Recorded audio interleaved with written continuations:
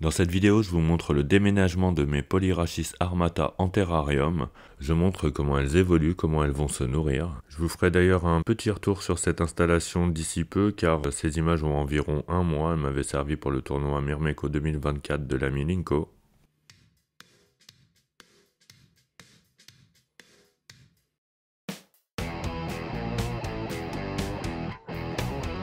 Eh bien bonjour, moi c'est Benoît de la chaîne La Vie de mes fourmis et aujourd'hui je vous offre une petite vidéo bonus. Hop, c'est parti aujourd'hui, Polyrhachis armata. Donc ma fondation me vient d'un cadeau de la fourmi gauloise, donc encore merci à lui. C'est une fourmi en provenance d'Asie du Sud-Est, la gine mesure 14-15 mm, les ouvrières à peu près 12 mm, elles se nourrissent d'insectes, de liquides sucrés. Donc dans cette vidéo on va revoir leur installation en terrarium. J'ai installé un tapis chauffant connecté à un thermostat sur la vitre de gauche là, histoire d'avoir une température constante de 28 degrés. Et voilà, après plusieurs mois de préparation de ce terrarium, ça doit faire 2-3 mois que je l'ai lancé, donc j'ai planté un pothos dedans, il y a un petit ficus, ginseng, bonsaï, enfin voilà quoi. Maintenant que je suis sûr des conditions de maintien, et ben, je peux libérer les fourmis, et bim, elle est sortie direct, hein, celle-là. Elle a pas tardé, elle était juste accrochée au coton, donc ça a été vite. Hein. Là, ce que je vais faire, c'est que je pose le tube à essai comme ça. Donc je pense que dans les premiers temps, elles resteront dans le tube à essai, et peut-être que plus tard, elles feront un nid en dehors. Donc c'est des fourmis qui tissent, hein. Elles cèdent de leurs larves pour tisser des toiles, un peu comme une araignée, elles vont tisser leur nid.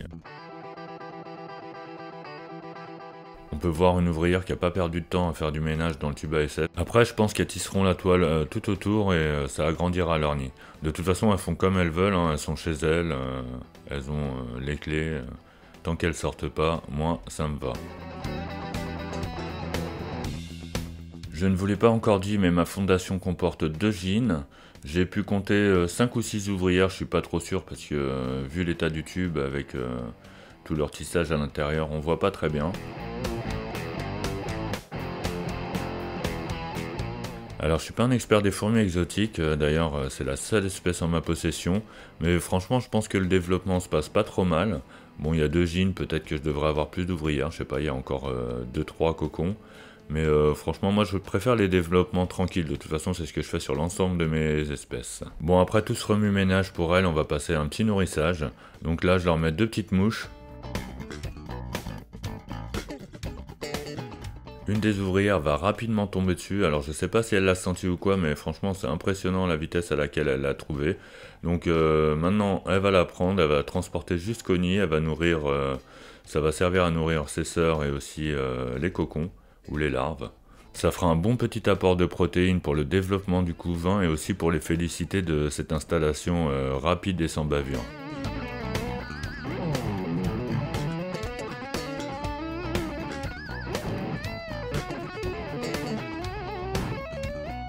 Bon, pas trop de visibilité à l'intérieur du nid pour les voir décortiquer la mouche, mais on fait comme si quoi. Bon, c'est bien beau tout ça, mais maintenant il va falloir aller chercher du liquide sucré. Alors pareil, avec le liquide sucré, j'ai posé une petite gamelle dans le fond du terrarium et l'ouvrière a fait comme si elle savait déjà où il était, donc je pense que leur sens olfactif marche vraiment super, parce que là on peut la voir y aller en courant, donc je pense qu'elle s'entend. Elles doivent sentir. Moi, je suis pas un scientifique de la fourmi. Moi, c'est vraiment, je m'intéresse aux fourmis que j'ai, je vois leur comportement, mais je fais pas de recherche, rien du tout. Donc voilà. Donc là, j'ai réussi à la filmer en train de s'abreuver. Et là, même comportement que pour les petites mouches, l'ouvrière, là on voit d'ailleurs qu'elle suit ses traces, en fait, elle a laissé des phéromones en descendant, et pour retrouver son nid, elle a plus qu'à suivre son odeur. Bon, une petite toilette avant de rentrer quand même à la maison. Et ensuite, ça va être le nourrissage du couvain, de ses sœurs. Elle va enchaîner plusieurs allers-retours comme ça, et franchement, c'était sympa à regarder. Je pense que ça va être une espèce sympa à voir évoluer en terrarium. J'ai vraiment hâte de voir les ouvrières se servir des larves pour tisser. Ça doit être un comportement vraiment cool à voir. En tout cas, dans le futur, je ferai en sorte de vous montrer ça du mieux que je peux.